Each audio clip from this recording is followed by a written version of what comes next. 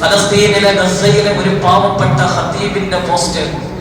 അദ്ദേഹം മിമ്പറിൽ കയറി നിന്നിട്ട് എഴുന്നേറ്റ് നിന്നിട്ട് പറഞ്ഞത്രേ, വിശപ്പ് കാരണം എനിക്കൊന്നും നിങ്ങളോട് പറയാൻ പറ്റുന്നില്ല, വിശപ്പ് മുഖാന്തരം നിങ്ങൾക്കൊന്നും കേൾക്കാനും കഴിയില്ല, നമുക്ക് നമസ്കരിക്കാം. ലോകത്തിലെ ഏറ്റവും ആദ്യത്തെ ഹ്രസ്വമായ ഖുതുബ. ഇതിനോളം ലഘൂകരിക്കപ്പെട്ട ഏത് ഖുതുബയാണ് നമ്മൾ കേട്ടിട്ടുള്ളത്? വിശപ്പ് കാരണം എനിക്കൊന്നും പറയാൻ പറ്റുന്നില്ല, പട്ടിണി നിമിത്തം നിങ്ങൾക്കൊന്നും കേൾക്കാനും കഴിയില്ല, നമുക്ക് നമസ്കരിക്കാം. അല്ലാഹു ആ പാവങ്ങൾക്ക് സമാധാനം കൊടുക്കുമാറാവട്ടെ. നബിതങ്ങൾ പറഞ്ഞൊരു വാചകമുണ്ട്,